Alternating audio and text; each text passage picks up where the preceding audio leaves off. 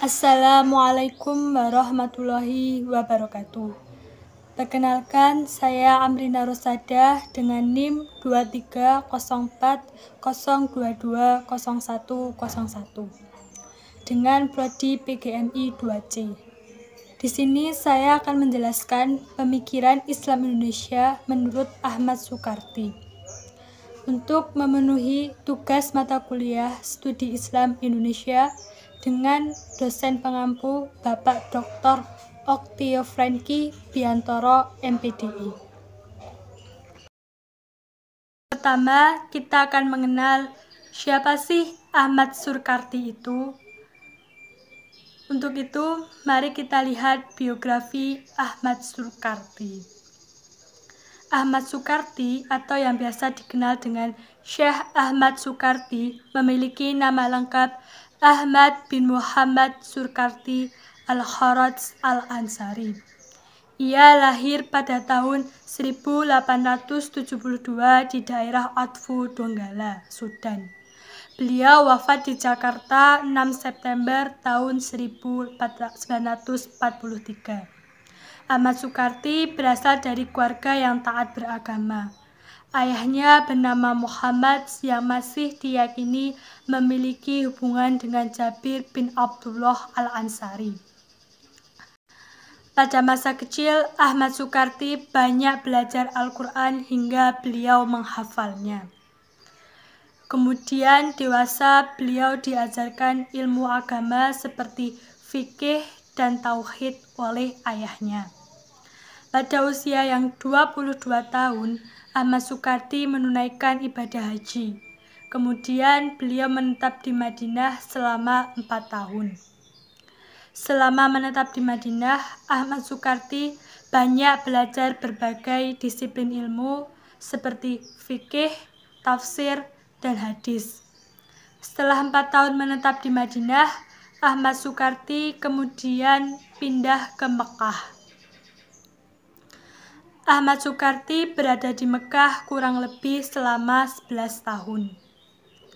Selama di Mekah, Ahmad Soekarti belajar kepada seorang guru yang bernama Yusuf Al-Hayat. Yang selanjutnya adalah pemikiran Ahmad Soekarti. Yang pertama, Ahmad Soekarti menyatakan bahwa manusia adalah makhluk ciptaan yang sempurna dalam rangka mengemban tugas sebagai khalifah di muka bumi. Lebih lanjut, Ahmad Soekarti menyatakan bahwa kesempurnaan manusia tersebut perlu diberdayakan. Pemberdayaan tersebut dapat dilakukan dengan pendidikan. Sebab dengan pendidikan, potensi yang dimiliki oleh manusia dapat dimaksimalkan.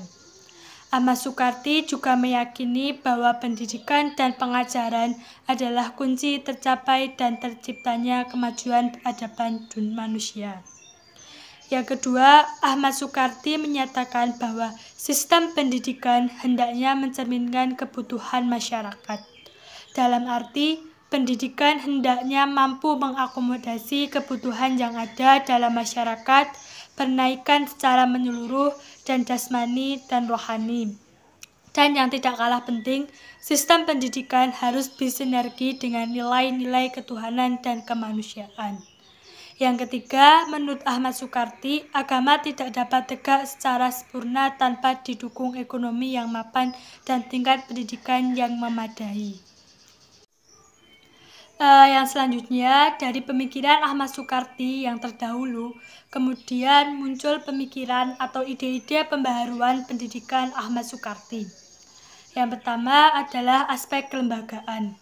Ahmad Soekarti meyakini bahwa lembaga pendidikan adalah tempat yang penting bagi berlangsungnya proses pendidikan. Lembaga pendidikan tidak dapat dipisahkan dengan proses pendidikan. Ahmad Soekarti meyakini bahwa lembaga pendidikan menentukan keberhasilan pendidikan. Lebih lanjut, Ahmad Soekarti mengatakan bahwa lembaga pendidikan yang baik akan melambangkan kemajuan sebuah pendidikan. Sebab dengan adanya lembaga pendidikan yang dikelola dengan baik akan mengarahkan proses pendidikan yang terarah dan terprogram. secara jelas dan terorganisir. Kemudian Ahmad Soekarti mendirikan pendidikan berjenjang, yaitu Madrasah Alawiyah berjenjang 3 tahun, Madrasah Ibtidaiyah berjenjang 4 tahun, Madrasah Tazkiyah berjenjang 2 tahun, dan sekolah tinggi yang dinamakan Takasus. Yang kedua, aspek tujuan pendidikan dan kurikulum. Tujuan pendidikan menurut Ahmad Soekarti lebih mengacu kepada perlindungan terhadap manusia dari keterbelakangan dan keangkuhan diri sendiri, terutama dalam posisinya sebagai khalifah Allah di dunia. Ahmad Soekarti menerapkan kurikulum modern dalam pendidikannya.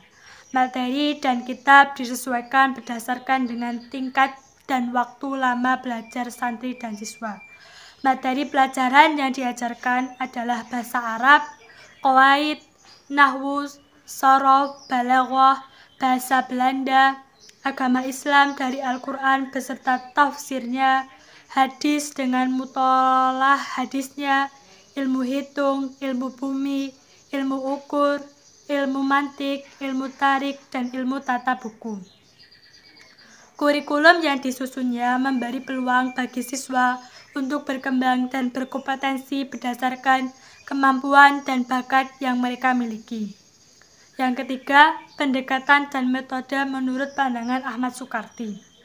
Pertama, Ahmad Soekarti menerapkan metode dalam belajar tidak hanya di dalam ruangan saja, tetapi dengan menggunakan alam sekitar, seperti setiap pagi mengajak anak muridnya berjalan-jalan dan berbahasa menggunakan bahasa Arab setiap melihat benda-benda yang ditemui di alam. Yang kedua, Ahmad Soekarti sebagai seorang guru yang telah menerapkan pendekatan personil psikologis dan konseling dalam melihat minat dan bakat, serta tingkat kemampuan inteligensi para siswa yang diajarkannya. Pendekatan ini digunakan untuk memberikan pengarahan dan bimbingan agar para siswa itu menemukan sendiri minat dan bakat serta mengetahui tingkat kemampuan inteligensinya. Dari keadaan ini, para siswa dapat dibantu dalam memilih jurusan atau spesialisasi ilmu yang akan dikembangkan dalam jenjang pendidikan yang lebih tinggi. Yang ketiga, dalam suasana kegiatan belajar mengajar, Ahmad Soekarti menggunakan pendekatan akliyah, pendekatan rasionalitas dalam mengembangkan tingkat kemampuan berpikir para siswa dan orang-orang yang belajar dengannya, baik belajar secara langsung maupun tidak langsung. Sekian penjelasan saya mengenai pemikiran Islam Indonesia menurut Ahmad Soekarti. Kurang lebihnya mohon maaf. Wassalamualaikum warahmatullahi wabarakatuh.